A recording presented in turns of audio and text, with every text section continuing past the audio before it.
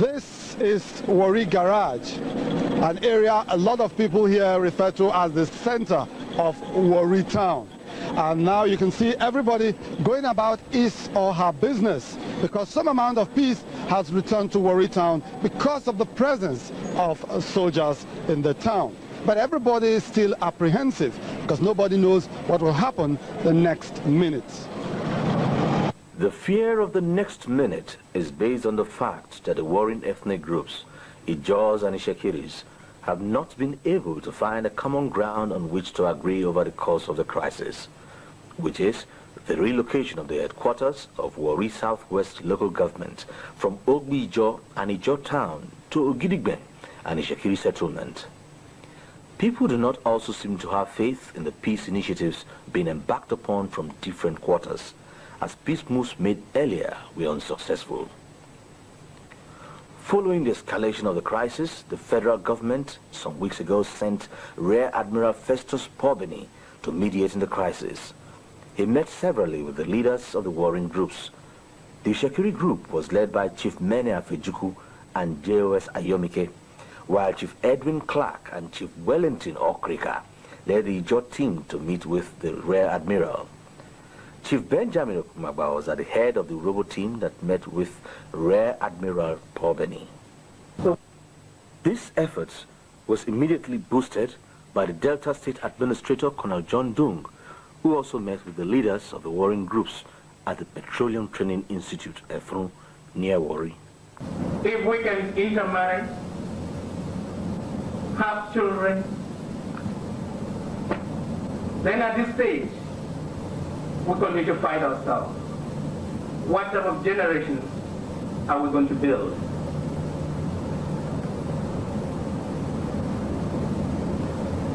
I'm sure we will all love to leave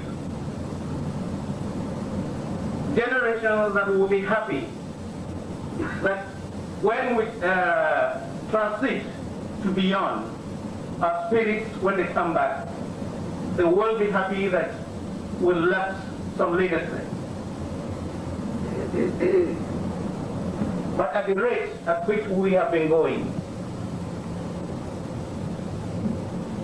I think the next generations might not forgive us for doing what we are doing now. These efforts could not instantly achieve peace, as fighting resumed in Warri Town at the same time the military administrator was meeting with the leaders of the ethnic groups. A police station off Odion Road in Warri, known as Daudu Police Station, was attacked and vandalized. Christiana Jemerigbe and Ishekiri, who lives close to the station, recounts her experience on that fateful day. Day and night we call year gone. We can't come out to say what did they shoot to? So what did they shoot to? Now we call these job people. Where did they rush? They come. And then they rush. They come. Where they come? Now they shoot. Everybody they run. We call rush. Go police station where they just shoot out. Now police say they could not come back to you. They could not come back to you. Now go. The fight is there. You now not fit to fight. Now you now they run. They come. This is where the other person had. Where job people come around. Now so that they shoot them. They not fit to take this out them. Now so that they shoot the gaga person. Gas. Now so they shoot down. For ya. They drive away. The State Police Commissioner, Morinson Evanson, who visited the police station after the incident, noted that the state command may be forced to move the station from that location. We don't want the police presence. We move the police station away. We don't want them. The inquiries that we have not started, there's an indication, of course, that there are men of substance that actually mastermind these activities, these boys. And with the arrest we made 2 days ago, it has been very useful, we have started getting some good information as to the quarters of this sort of thing. Other buildings in Warri Town were also attacked and burned. Sonny Omache, former chairman of Warri South Local Government Council, is one of the victims of the attack carried out on Warri Town. His office was completely burnt. The assistant commissioner called me about 6 p.m. to say that my office was on fire. I I immediately rushed down there with some friends. And as soon as I got there, I saw that the fire was actually very heavy. And there was nothing I could do. I asked the few boys around there to use the few fire extinguishers around to try to put up the fire, but it was impossible. But later when I found out, I was told that the people that came in threw in some grenades and different things. And my BMW parked outside too was also put on fire. They actually came to Gladwin's office, and then one of them shouted, "Oh, there's a Shekiri man's office by the corner," and then they immediately came to my office. Another building directly opposite Omashe's office was also attacked. Cocoa Town, inhabited largely by Shekiris, popular also for the toxic waste dumped there some years ago, was also attacked. Several houses there were burnt and a government hospital allegedly blasted with dynamite. Several people were injured, while one of the residents was even beheaded. The military administrator who visited the town immediately after the attack condemned the action and sued for peace. It's unfortunate that our own brothers will do this type of thing at this stage of our own development as a nation. We are all supposed to be our brothers' keepers. We're supposed to live as good neighbors. It is unfortunate the rate at which things are happening now. Government is taking a stern step to make sure that this problem is contained almost immediately. Actions are in progress all over. The issues have been discussed at the highest level and directives have been given accordingly. And we are not going to let this type of thing continue. Government is making all efforts to stop it immediately. Government is going to enter into all the creeks and to get this thing sorted out. This is not the best way to release one's anger or grievances. There are better ways that one can follow to press down the point if he feels dissatisfied with anything. But there are innocent lives that have been lost for nothing. At Bruhimi and Ormadino, both Ishekiri settlements, were also attacked. Houses were burned and some people kidnapped. According to Mr. Emmanuel Okotiebo, MD Capricorn Company Limited, a site manager attached to the company, Mr. Ole Badunde, and another staff working at Bruhimi were kidnapped. What I did first was to go and call the company we are doing the job for, to inform them officially about what is going on, what we had. Then I gave them the information, what I was told, what is going on there, to see how they can help too. In most of them, I have security boats, to move around the creeks there and the riverine area to find out that two of our men, we've not found them. But no news from anywhere yet. So we are still trying our best. These Ishekiris survived the attack and claimed the attackers were Ijos. They started at the school premises with dynamite, gunshot, then they start burning the houses. So there was no way for us to attack them. So we all ran into bush. We stay in the boat throughout the night and we trek down to the next village, Obaworo. So it was in the morning. They gave us some escort to look for those who are still in the bush. So when we came, we discovered that everywhere have been burned up. Most of our people were kidnapped. About 4 to 5 of them were kidnapped. Then about 5 of them also were killed. So we're burned with fire. They have a particular sign between themselves when they are operating. They call themselves a Gbesun. And this Gbesun is an Ijon language. When they break now, Me, myself, I come back for the Duru my town. Then I can't see them again. Come buy the property where they the town. They go for. Now go again. Now they stay with Ajide. Now they stay. The Duru town, Ogbobiri, Ofunama, Ogudugudu, Ajakwama, Ajamagri. Now the Apiala.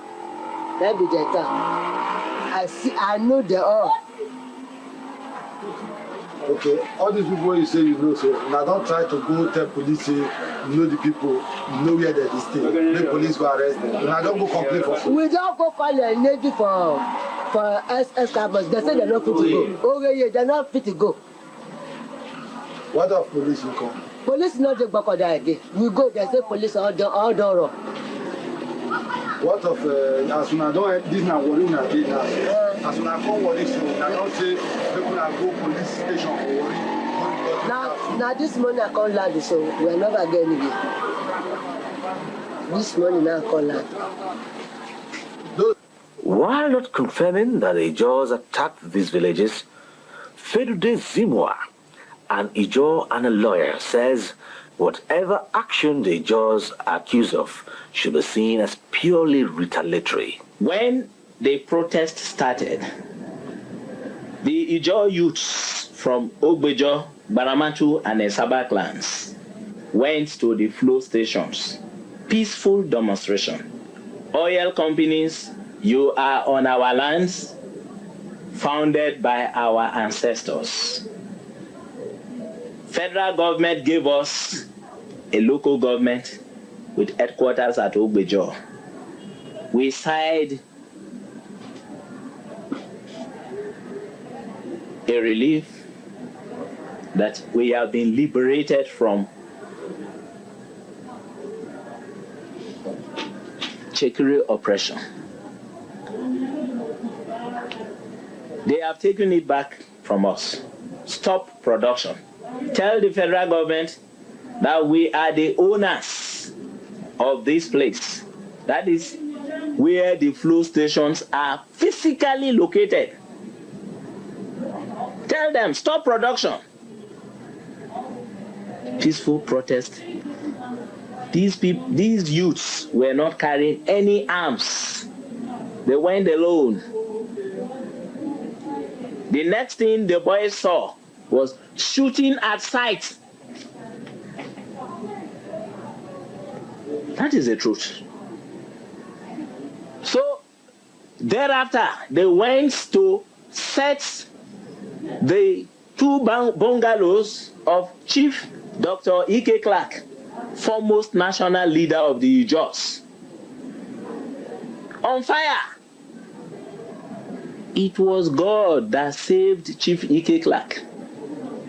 That same night, and I made bold to say it, that same night, an Ijaw man who was a night watchman to the premises of Nigeria Bar Association was killed in cold blood.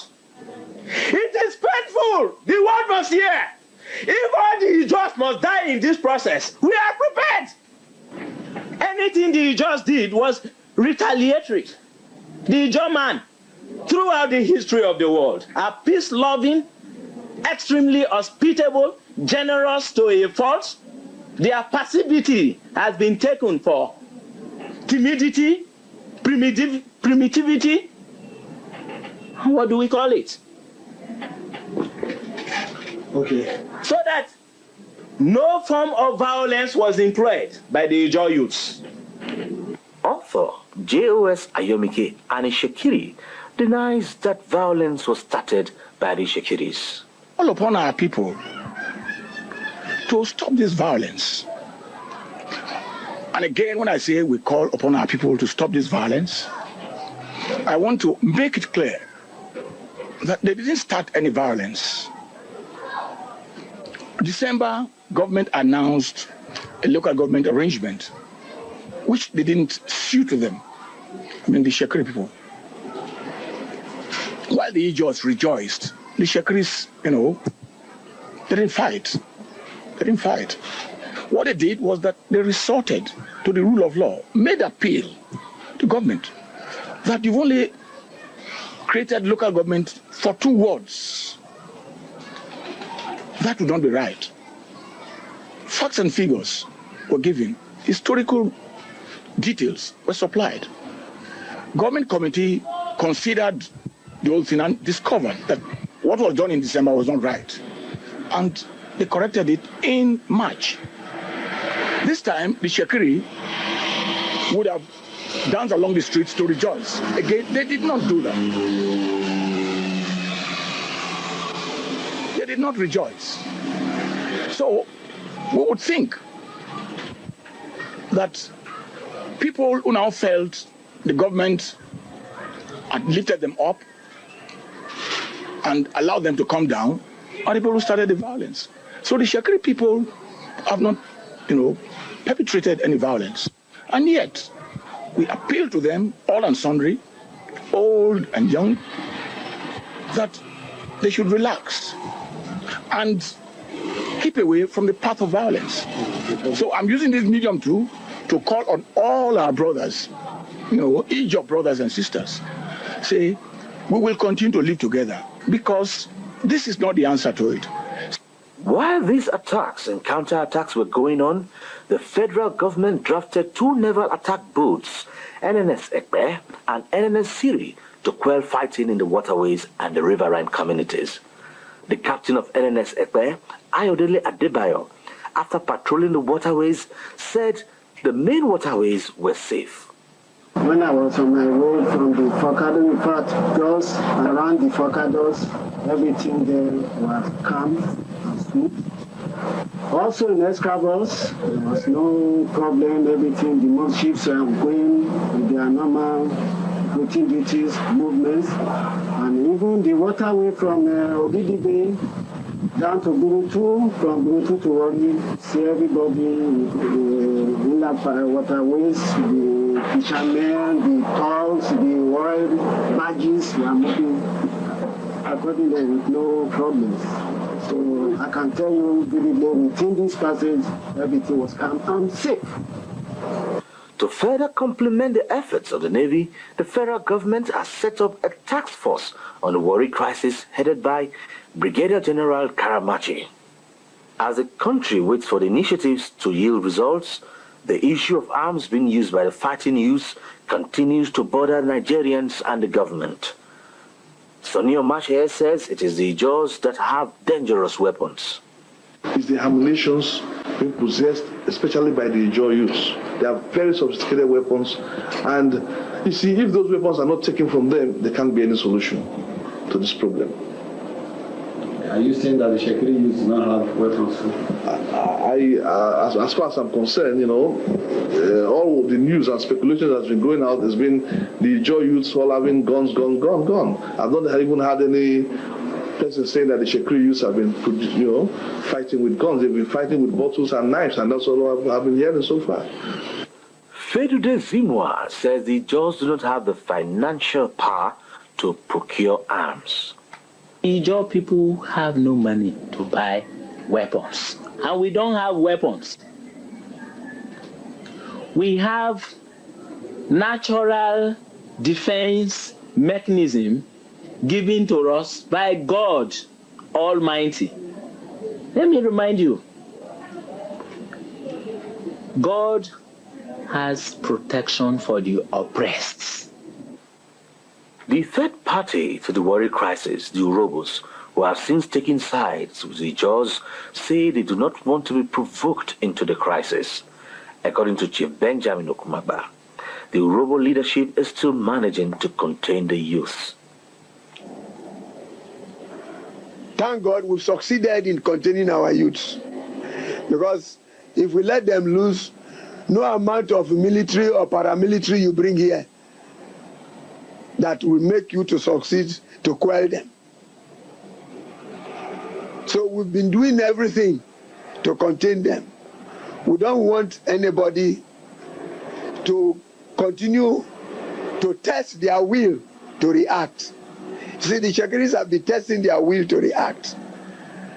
We want to appeal to the general public to join us in appealing to the government to ensure that our youths are not forced into joining forces in igniting any trouble in Warri.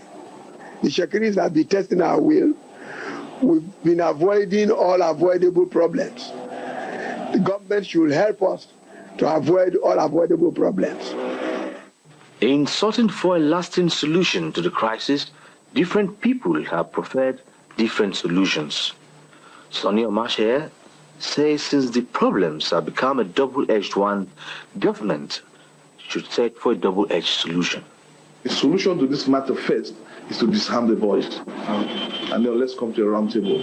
See, in the round table, there's going to be different opinion and different suggestions, Then, the discussion will be going on. Ayamike says there's no crisis in Warri, but appeals to the fighting youth to lay down their arms.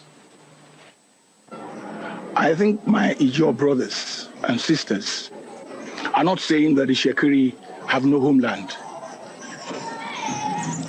So I don't see there's any crisis.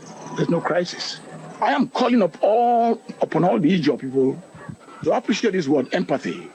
Enter into the feeling of the Shekiri, and they too to enter the feeling of the Ijaws. For as long as we live together, this give and take. Fedude Zimwa alleges that Yolu of Warri had misled the government by giving it wrong information, which influenced the relocation of the local government headquarters.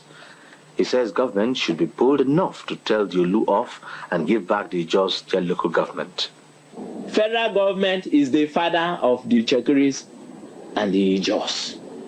So if two children are fighting, one fighting and the other protesting, the fighting force, the Shekiris, the protesting force, the Ijaws.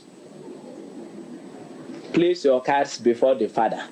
And then the father will look at it, oh look, you were wrong in attacking the Ijaws. The Ijaws are justified in protesting that injustice. And that is the decision we expect from the federal government. Chief Edwin Clark, an Ijaw leader, says all government needs to do is to implement the Justice Nnemeka Agu report, which recommends 3 local government councils for the 3 ethnic groups in Warri. The solution is for government to take into consideration all these factors and give the Ijaw people their council, give the Robo people their council, give the Shekiris their council. If they want to create 20 local government councils for the Shekiris.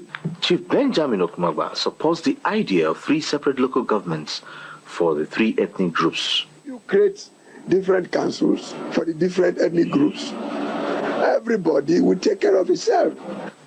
As government continues to painstakingly search for a lasting solution to the Warri crisis, it is instructive to mention here that only a lasting solution that takes into account the yearnings and aspirations of the 3 ethnic groups would restore peace.